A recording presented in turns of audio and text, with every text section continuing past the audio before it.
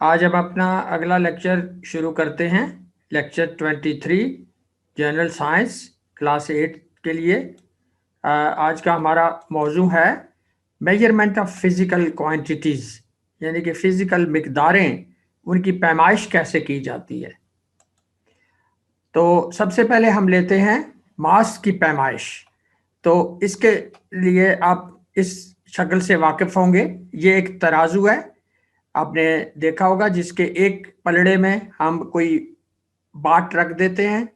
1 kilogram का बाट या 2 किलोग्राम का लोहे का बड़ा टुकड़ा, और दूसरी साइड पे हम जिस चीज का हम वजन करना चाहते हैं उसको रखते हैं। मसलन कोई फल है, कोई दाल है, चावल है, चीनी है, आटा है, जो कुछ भी है। तो ये जब बैलेंस हो जाता है तो एक साइड का वजन उस जिन्स का वजन दूसरे बाट के बराबर आ जाता है। आजकल इस तरह के डिजिटल स्केल्स मौजूद हैं दुकानों में और बेशुमार जगहों पे, जिनको आसानी से आप डिजिटल शक्ल में आपके सामने जितने किलोग्राम उसका मास होगा वो आ जाता है। स्प्रिंग बैलेंस हम ऑलरेडी बात कर चुके हैं। इसको कई दफ़ा घरों में इस्तेमाल किया जाता है, ख़ास तौर पर जब आपने हवाई सफ़र पे रवानगी इख्तियार करनी हो तो उसके लिए अपने बैग को इसके साथ लटका के वज़न कर लिया जाता है, ताकि ये उस वज़न, आपका बैग उस वज़न से ज़्यादा ना हो जो जहाज़ में जिसको ले जाने की इजाज़त है। इसी स्प्रिंग बैलेंस की एक और शक्ल ज़रा बड़ा वज़न करने के लिए वो ये है।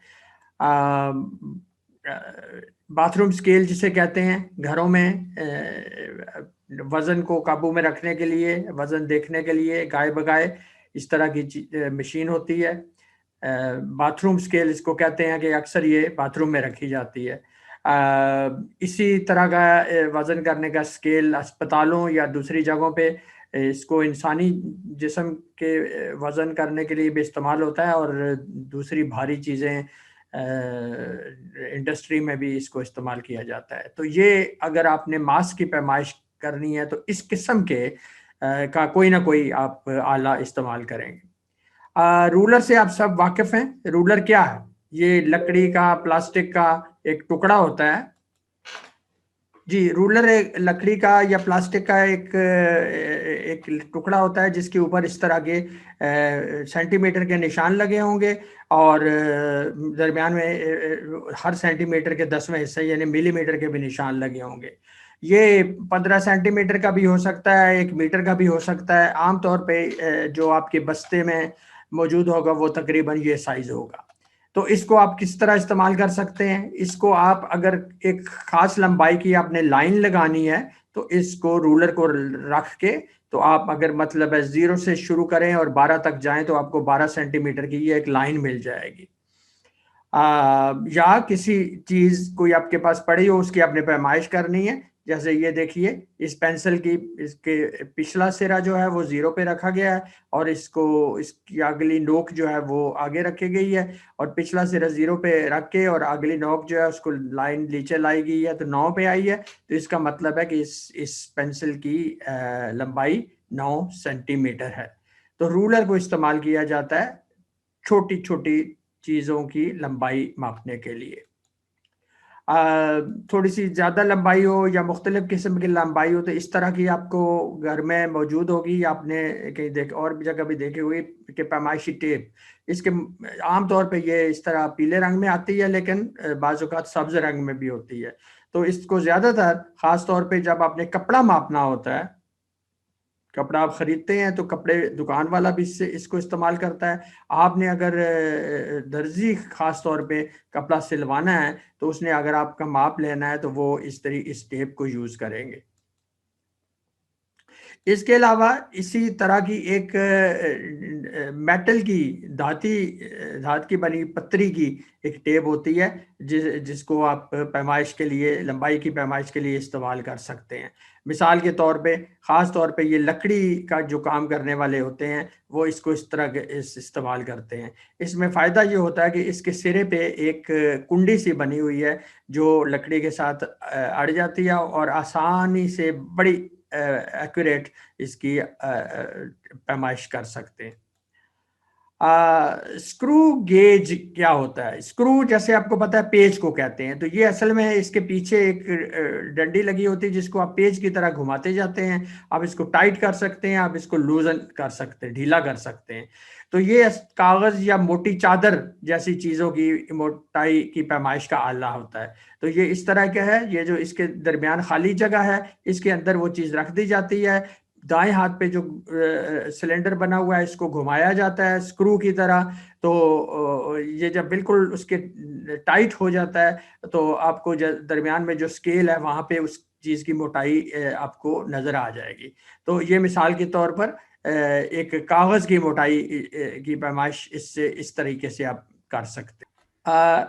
इसके अलावा एक और चीज होती है जिसको कहते हैं वर्नियर कैलिपर।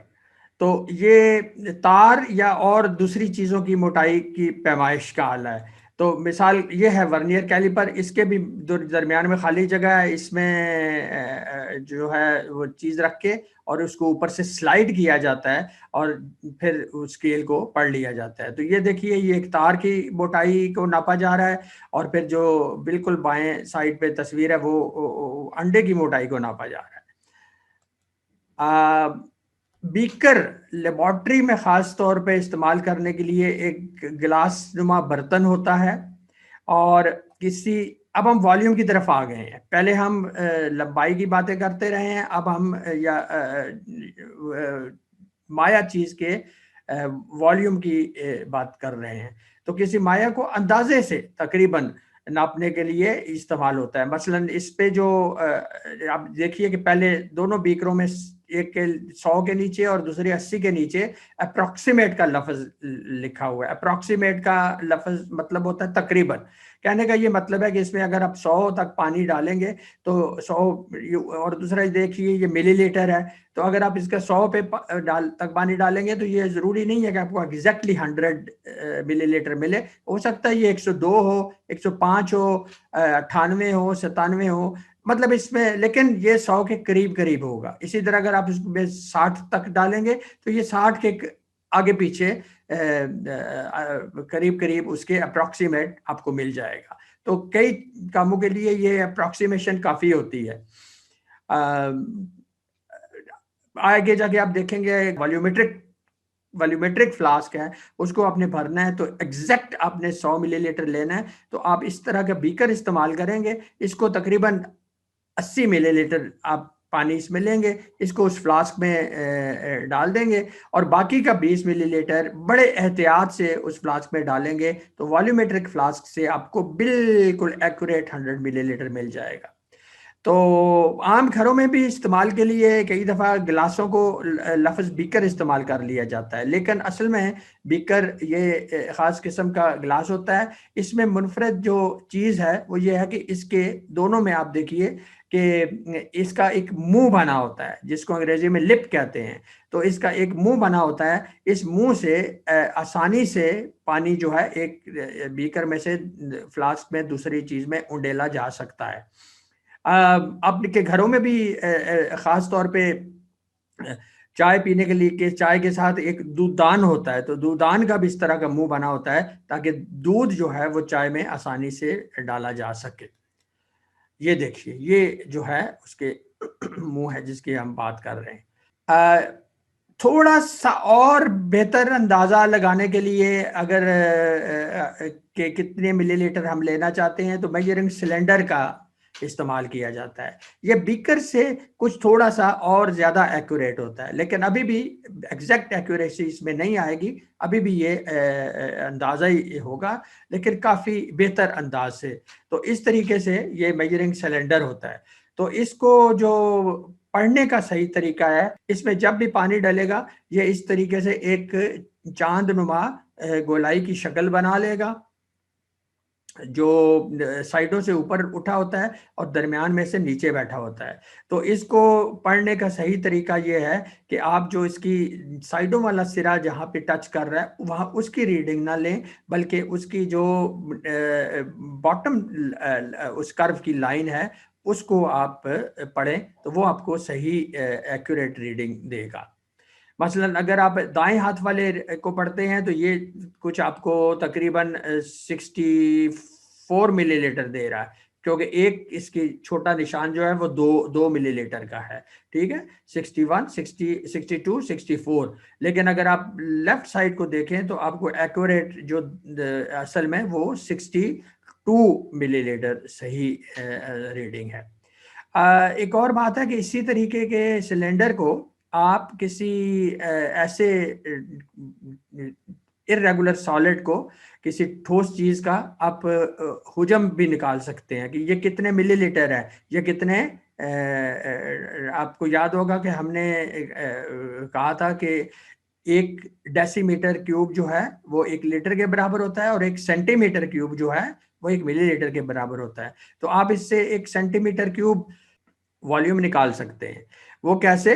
वो ऐसे कि आप इस सिलेंडर को, इसको जैसे यहाँ पे दिखाया गया, बाएं वाले सिलेंडर में पानी डाल दें, उसकी रीडिंग आ गई 40 सेंटीमीटर उसकी मिलीलीटर।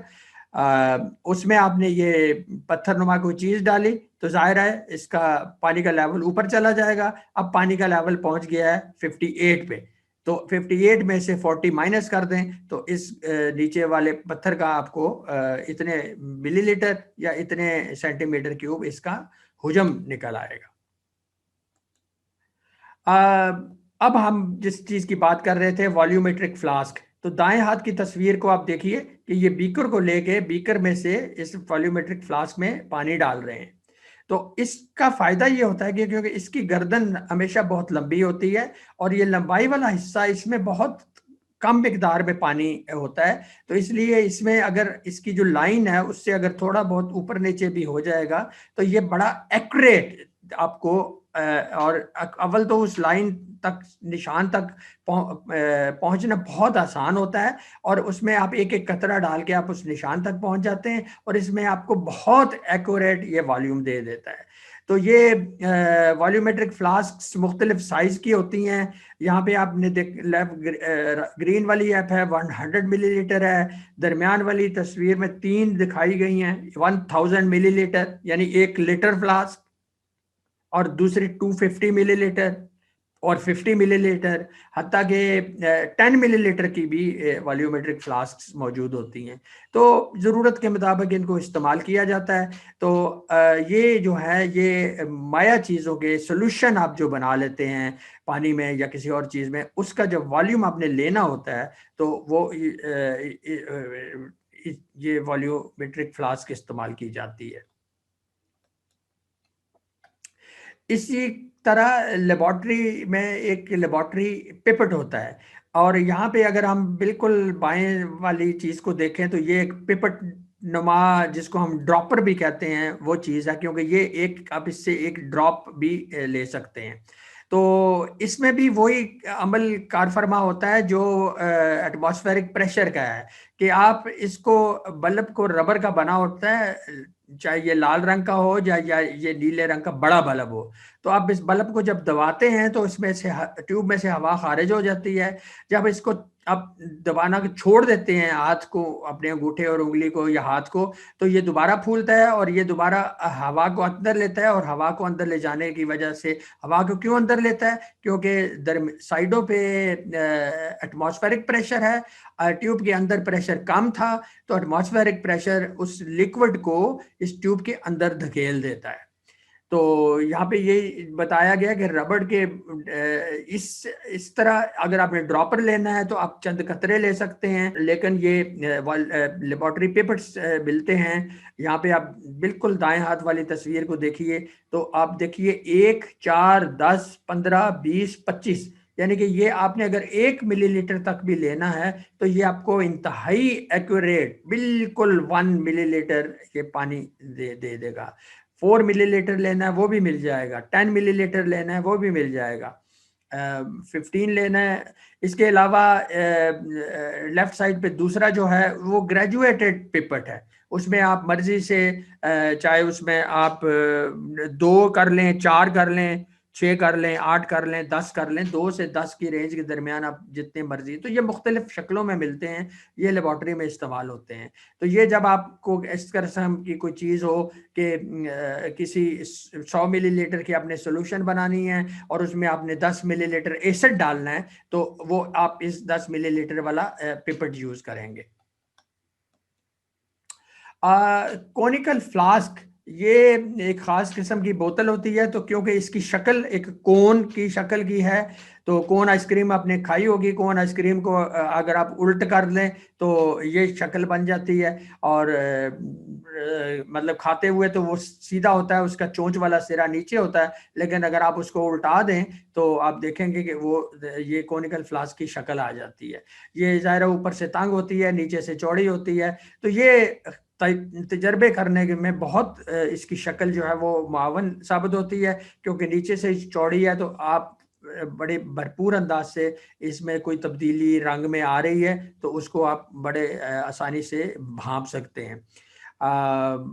इसलिए ये लेबॉर्ट्री में तजर्बा करने में हमें बहुत मदद देती है। इसके ऊपर भी लिखा होता है कि ये ज़्यादा से ज़्यादा कितना इसमें सॉल्यूशन आ सकता है, जो कि तजर्बे करते वक्त हमें अंदाज़ा होता है कि हम ने हो सकता है कि हम 400 मिलीलीटर तक हमें जाना पड़े, तो हम फिर ये 500 मिलीलीटर वाली फ्लास्क यूज़ करेंगे, क्योंकि अगर 200 वाली यूज़ करेंगे तो हमारा तजर्बा मुकम्मल नहीं होगा। और ख़ास तौर पे ये जब आप एसिड और बेस की आपस में न्यूट्रलाइजेशन करेंगे, टाइट्रेशन जिसको कहते हैं, तो उसमें ये कॉनिकल फ्लास्क इस्तेमाल होती है। ये देखिए लेफ़्ट साइड पे कॉनिकल फ्लास्क की इस्तेमाल हुई हुई है। और अब हम एक और चीज़ को आपको बताएंगे कि ब्यूरेट, तो ब्यूरेट भी लिक्विड की पैमाइश करता है। और ये कैसे करता है? ये इस तरह होता है कि ये एक लंबी सी ट्यूब होती है, ये तकरीबन 50 मिलीलीटर इसमें आ सकता है। तो आप इसको ऊपर से पूरा भर लेते हैं और रीडिंग नोट कर लेते हैं। फर्ज करें ऊपर रीडिंग, कोई भी रीडिंग, जरूरी नहीं है कि आप इसको 50 तक भरें। आप 50 ऊपर, मतलब ये 0 लिखा हुआ है तो आप इसको हो सकता है 2, ऊपर से 2 तक भरें। तो आप 2 से आप शुरू किया, नीचे ये जो दरमियान में दिखाया गया है, ये एक नलका बेसिकली टैप बना हुआ है, और इसको आप घुमाने से बंद कर सकते, बंद होगा और फिर घुमाने से आप खोल सकते हैं, फिर दोबारा बंद कर सकते हैं। तो आप इसको जब खोलते हैं तो इसमें से ब्यूरेट में से टप टप करके आपका एसिड जो है वो नीचे फ्लास्क में जाना शुरू हो जाएगा, या कोई और सोल्यूशन, तो नीचे रिएक्शन होगा। जब आप उस समझ जाएं कि अब रिएक्शन मुकम्मल हो गया है, तो आप टैप को बंद कर देते हैं और आप फिर नोट कर लेते हैं कि आपका कितना वॉल्यूम जो है वो कॉनिकल फ्लास्क में न्यूट्रलाइजेशन के लिए इस्तेमाल हुआ है। मसलन आपने 2 से शुरू किया और आप 22 पे ख़त्म हुए, तो इसका मतलब है 22 मनफी 2, 20 मिलीलीटर आपका इस्तेमाल हुआ। और इसकी एक्यूरेसी भी दाएं हाथ की तस्वीर में आप देखिए तो 50 के नीचे 0.1 मिलीलीटर लिखा हुआ है, यानी कि आपको ये 0.1 मिलीलीटर तक एक्यूरेसी दे सकता है। मैंने तो आपको मिसाल दी कि आपका 20 मिलीलीटर यूज हुआ है, हो सकता है आपका 19.9 मिलीलीटर यूज हुआ हो, या हो सकता है 20.1 मिलीलीटर यूज हुआ हो। तो इतनी एक्यूरेसी से ये आपको बता सकता है।